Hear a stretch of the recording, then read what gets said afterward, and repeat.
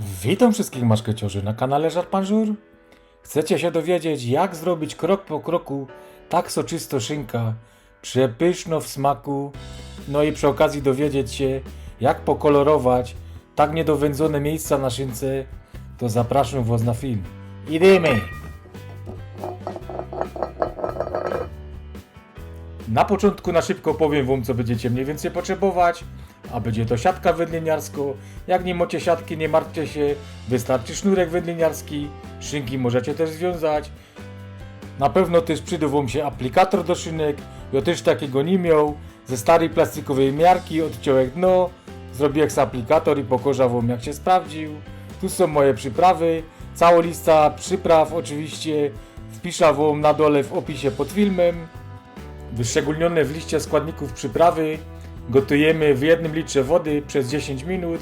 Po wystygnięciu mieszamy ze solanką. Zaraz wam pokażę albo powiem, jak zrobić solanka. Przygotowałem wam tu taką tabela 5-dniowego peklowania. Pamiętajcie, ino 5 dni. Jak peklujecie 2 kg mięsa, potrzebujecie 90 g peklosoli i 1 litr wody. Ale zanim minie te 5 dni, pokażę wam, co zrobić wcześniej. Ta esencja z przypraw mieszałem z całą ilością wody potrzebnej do zapeklowania mojego mięsa. Taką mieszanką naszykuję właśnie szynki. Bierzemy szpryca i wsadzę, pomału wyciągam, naciskając przy tym. Co się wyleje, to się wyleje, co zostanie w środku. Zapekluję pięknie szyneczka od środka i będzie różowiutko.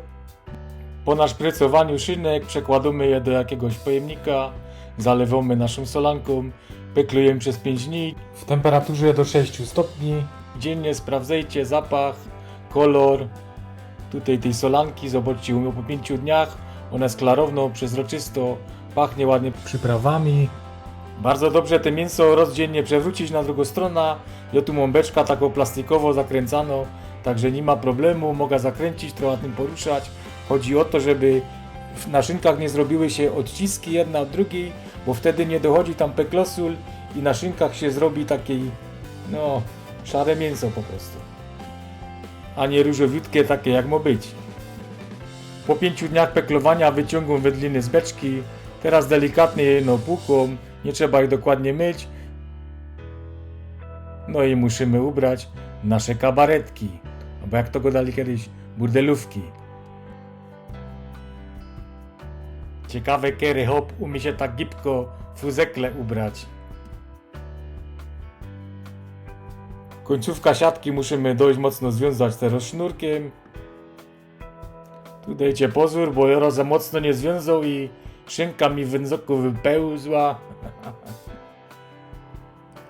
Teraz wam pokażę, jak użyć aplikator własnej roboty. Takiego nikt nie ma, zobaczcie. Szynka bierzemy, przez większy otwór wciskamy do środka. Cak. Lewą ręką przytrzymujemy se ta siatka, żeby był cały czas szpanung. Prawą wciskamy do środka. Patrzcie. Taki aplikator oczywiście idzie też kupić, ale słyszałem o wynalazkach, na przykład zrobionych z plastikowych rynien. Oczywiście z drugiej strony musimy siatka lekko naciągnąć i związać. Pamiętajcie, że z jednej strony wiążemy troszkę dłuższy sznurek, żeby potem zrobić sobie pętla, powiesić szynka na jakimś patyku albo hoku. Siatka odcinamy, mamy aplikator przygotowany już do następnej szynki. Tu związuję jeszcze raz, a potem jeszcze raz. Nic bardziej nie boli, jak wędzicie 3 godziny, otwieracie wędzok, a szynka leży na zolu. Także lepiej dobrze związać. Tu na 4 palce robię sobie taki odstęp, węzeł, odcinam resztę sznurka i zobaczcie, bombka mamy gotowo. Teraz następny bardzo ważny punkt, czyli ociekanie i osuszanie szynek. Szynki w chłodnym miejscu, takim do 12 stopni Celsjusza, możecie powiesić nawet na 12 godzin, a w temperaturze pokojowej wystarczy im do ocieknięcia tak 3-4 godziny.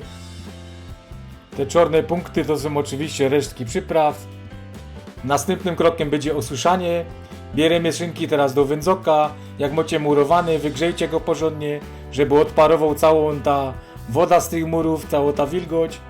Wieszamy szynki do środka i w 50 stopniach wieszamy je na tak długo, aż będą takie aksamitne, suche i ciepłe w dotyku. Jak już szynki będą suche z zewnątrz, możemy puszczać dym.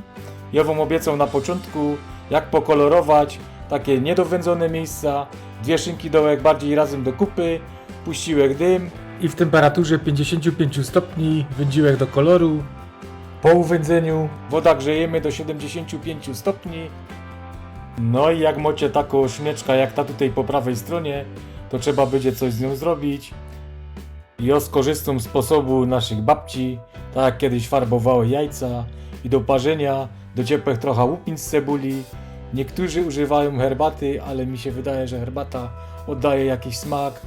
No jej w takich przypadkach nie używam. Jak woda osiągnęła 75 stopni, wciepujemy nasze wędliny. Ja tu zacząłem od boczku, potem dajemy te większe szynki do coraz mniejszej.